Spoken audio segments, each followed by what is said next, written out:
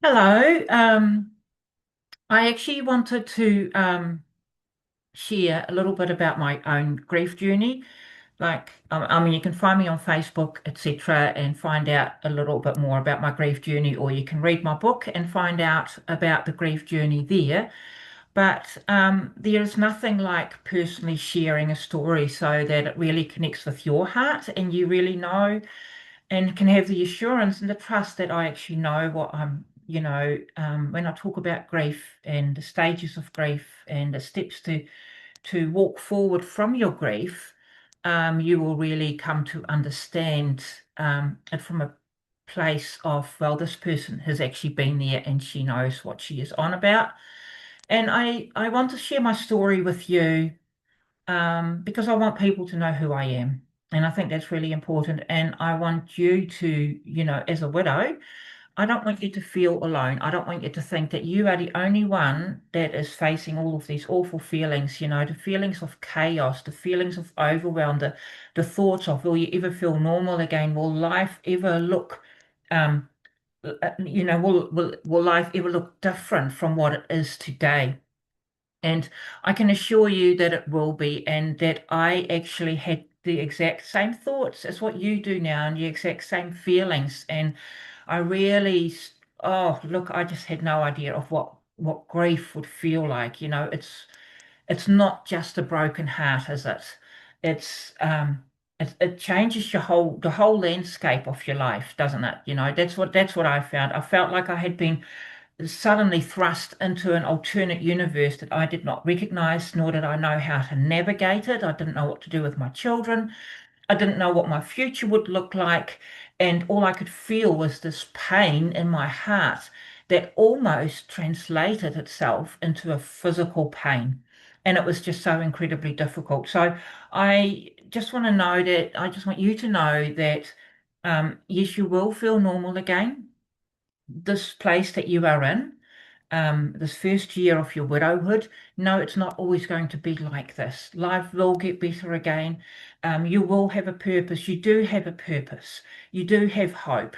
There is restoration on the way for you. Yes, you will move forward from your grave. The intense feelings that you're feeling right now, they are not going to stay the same.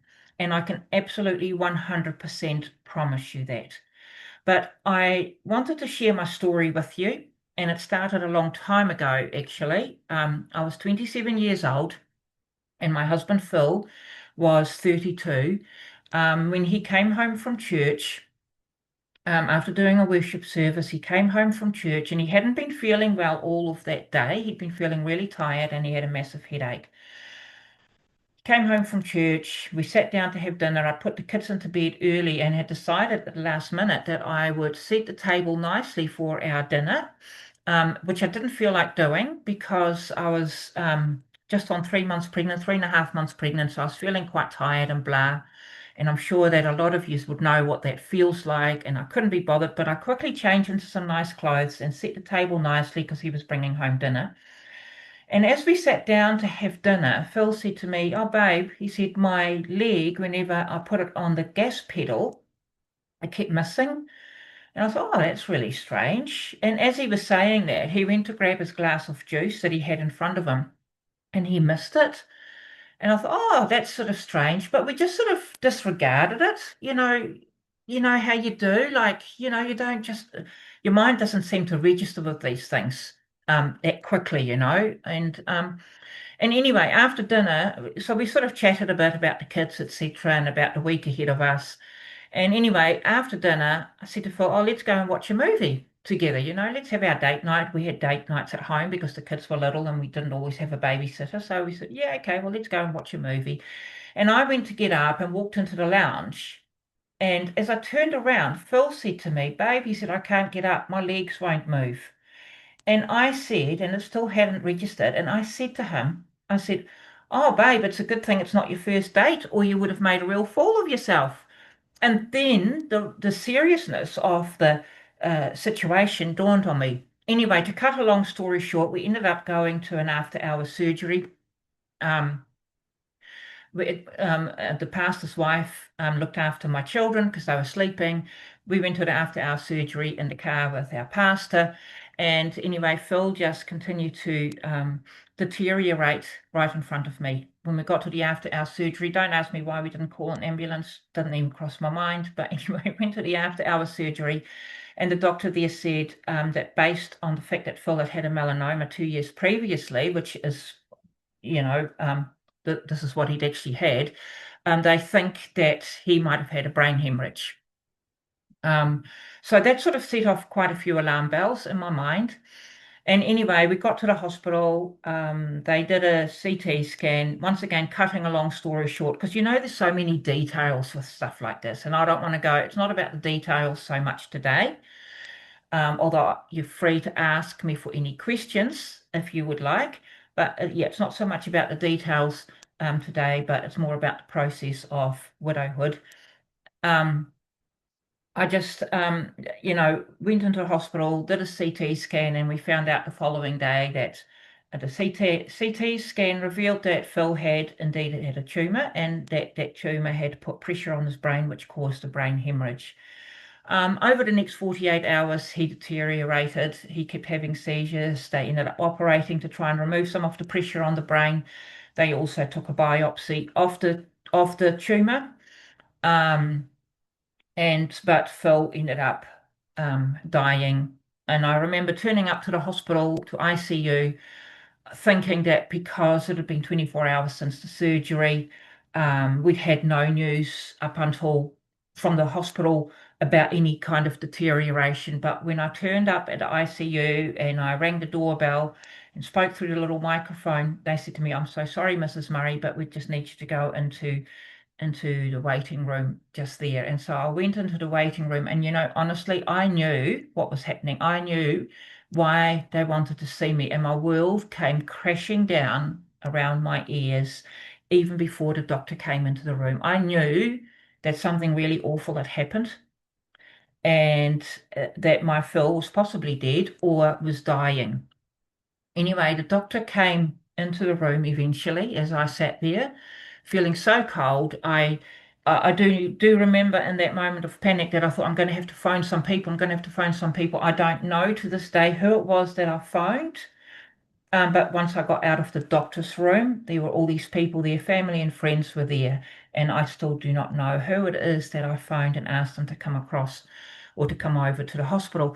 The doctor walked in and she sat down and she said to me, and they do it in such a cold clinical way, don't they? Like, here you are, your heart is breaking, and the doctor comes in and they're so far removed from what is the reality of the situation. And I get why they have to do that, but it's because otherwise, I mean, if they were personally involved with every situation, it would just destroy them as well. And she just said to me, "I'm sorry, Mrs. Murray, but it's extremely likely that your husband will die. And even if he doesn't, you wouldn't want him because he will be a vegetable." And I remember saying to her, "No, no, no, no, I will have my husband because no, where there is life, there is hope. I don't care if he's a vegetable. I just want him alive. I just want him with me. We are expecting another baby. He cannot leave. He cannot die. Please, please, please don't let this happen." And once again, she said, "I'm so sorry, Mrs. Murray, but he will die. He's just had another seizure. He's had brain damage. Because of the bleeding in the brain. There is nothing more that we can do." And so within the following, well, probably about within 8 hours, Phil had passed away. I'd gone home, I'd said all my goodbyes to Phil, etc. And then I just had this urge to just be home with my children, and I'm so glad that I did, because as soon as I walked in, it was about 2 o'clock in the morning. Oh no, sorry, it was just after midnight. I walked in and I had family there, of course, at my house. Once again, I don't know who was there. I cannot remember any of those details, but yeah, Phil had died, and as soon as I walked in, both kids woke screaming, and I feel like they just had this idea or this thought or this feeling, whatever it was, that something awful had happened. The staff kept Phil on the life support for me until I got back to the hospital the next day so that I could really see that he had passed away. And they took him off then. And when I saw that, and they said to me later, oh, well, you can go into the room and go and see Phil now. He's been taken off all the life support.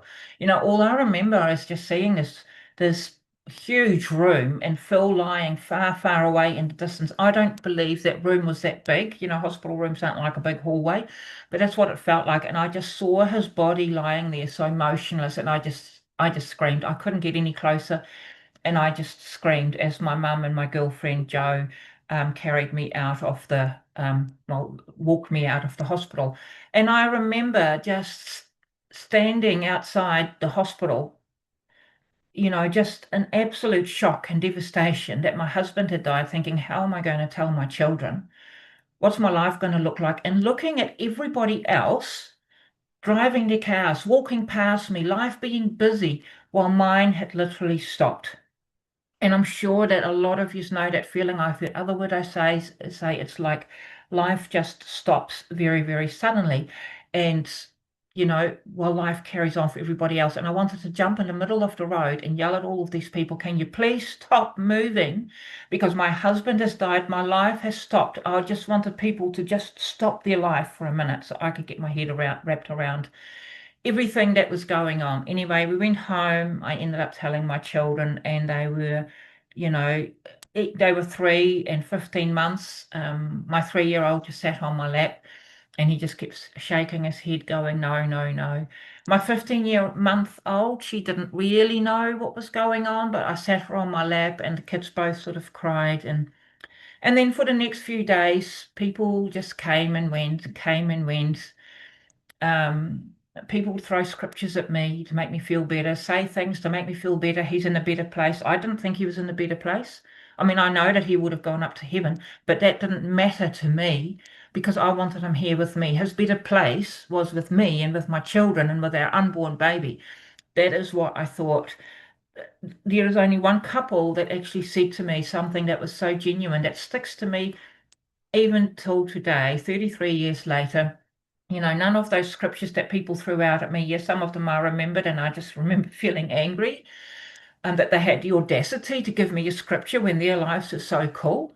And I know they did it to encourage me, but I just thought, no, no, you do not understand how I'm feeling. This couple, they just said to me, they said, I am so sorry. We don't know what to say. And that was the best thing, to acknowledge my feelings, to acknowledge the depth of my feelings.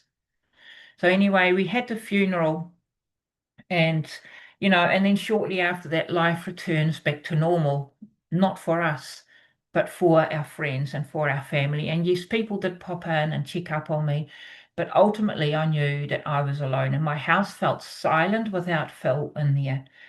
Without his life, nothing felt the same. The kids were upset, they were unsettled. I'm not going to go into all of those details of what it was like for the children because it'll make me cry when I think about what a sad time that was in my life. And also because, yeah, it's relevant to the story, but it isn't, if you know what I mean, because we're talking about a grief journey here, and me wanting all of you, to understand what it was really like, and maybe in a way as well, the devastation on your children, and what do you say to your children. But yeah, I just remember just this complete overwhelm, just this complete chaos, thinking, will I ever feel normal again? Is there ever a future to me? And it was then in those moments, I learned the benefits of journaling and of God speaking to me through His Word. I was so broken, I really struggled to make it through my days. But because I had my children, I knew that I would still have to get up. And in a way, having my kids steadied me. Not that I had the same routines, but having my kids steadied me in a way that wouldn't have happened if I hadn't had them. If I hadn't had them, I can promise you I would have stayed in bed, hiding under the blankets. I don't know what I would have done, but because I had the children, and they gave me a reason to keep going um, on my daily stuff and my responsibilities. It did help to steady me, but then I learned to steady myself in other ways.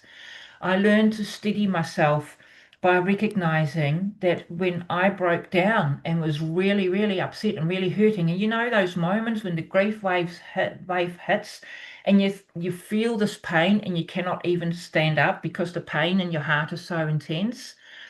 I learned to breathe through those grief feelings, but not just to breathe, but to also cry and to let out all of those feelings. And then to remind myself in my head that this feeling doesn't last. It's taught me that this feeling will not last. This is only a wave. It is not a permanent feeling. And that's how I would get through it. And I'd pick myself up from the floor again and I would carry on. Other things I would do would be is I would grab a scripture. Um, that would really speak to me in the Bible. And there are just so many. There are just so many, fear not, and for I am with you, Though I walk through the valley of death, he is with me. And I started to speak those scriptures to my mind on a daily basis, and I ended up writing them all in the back of my journal so that I could go through it and apply those scriptures, and those scriptures would instill hope in my heart, so that on the days when I felt I had no hope, that I could find a scripture and ground myself in that and say, well, actually, there is hope. This is what my circumstances look like, but there is hope.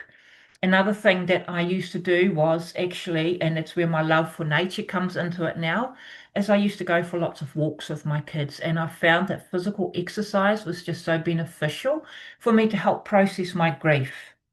I'd be walking around outside and I would always go into the bush and into nature and as I got more pregnant, it was actually a little bit harder. I'd be waddling along like this and, two children in the pram pushing them hard. But even in those seasons of walking through the forests or walking along the beach or forest paths, whatever, I felt God speak to me and I was able to, in a funny sort of way, I was able to liken my walks through the forest to my grief journey because the walks in the forest were up and down like this, and there were tree roots sometimes in the path, and I'd have to avoid them. They were the obstacles.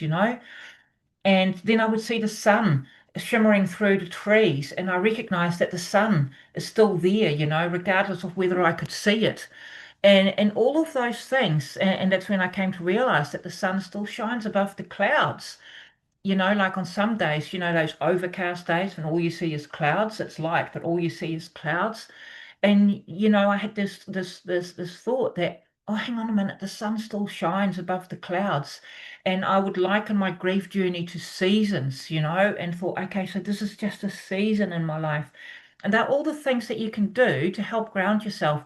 And one thing, just before I finished, that was really, really beneficial for me was in the early days of my grief. And I found myself once again on the floor, bawling my eyes out. The kids were playing outside. They were happy. I found myself lying on the floor, bawling my eyes out, saying, God, I cannot do this. I cannot do this. This pain is so intense. And it's almost like God reminded me of to be grateful. And I thought, why do you ask me to be grateful at a moment like this? My heart is broken. I have nothing to be grateful for. Phil is gone. My life is gone. My future is gone. My dreams are gone. Everything is gone. The kid's father is gone. And my baby is not ever going to know its dad, and you're asking me to be grateful. And then, as I thought all of those different things, I heard my children's voices laughing in the background, and they were outside, and I heard them laughing. And I thought, I am grateful for my children. And that's when I learned that grief is not always about keeping my nose down, looking at my grief and thinking, this is just so hard. Yes, do that by all means. It's really important to acknowledge and embrace those feelings, as uncomfortable as they are, but to also, on occasions, just give yourself a breather and to say, okay, I'm not going to think about this grief today or just for 5 minutes. I'm going to think about the things I'm grateful for. What have I still got? And I found that the more I looked for things to be grateful for, the more I've found things to be grateful for.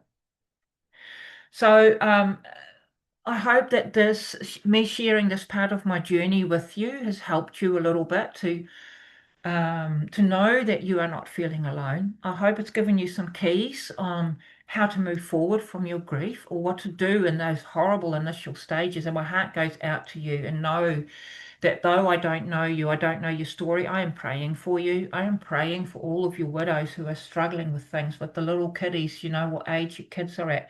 It's hard with children, it really is, to adjust to single parenting, to do all of those things. I will talk some more and more video in other videos about what to do with your children when you are grieving, you know, to find a balance between discipline, boundaries, and just easing up a little bit on them and allowing them to grieve as well, because they do, no matter what age they are at. But for now, I just wanted to share this story with you, the story of that really set me on this journey to become a grief coach, even though it took me such a long time, 33 years. I'd love to share more of my stories with you because I did get married again, but that marriage didn't turn out. But I will share, you know, I got divorced and he's passed on as well now. I would love to be able to share that story with you sometime because that once again is a different kind of grief. But for now, I just wanted to share the story with you, and I really hope and pray that it encourages you and that you really get something from this. And yeah, so I hope it does. And thank you so much for listening. I would love you to subscribe. That would really mean a lot to me. And in the link in my profile, I also have a link to my website with a free resource for you on how to feel steady in your grief. I can't remember. It's the steady growth method that I used personally on my grief journey, and that may just help you as well. So anyway, I thank you and appreciate you for listening. Bye bye.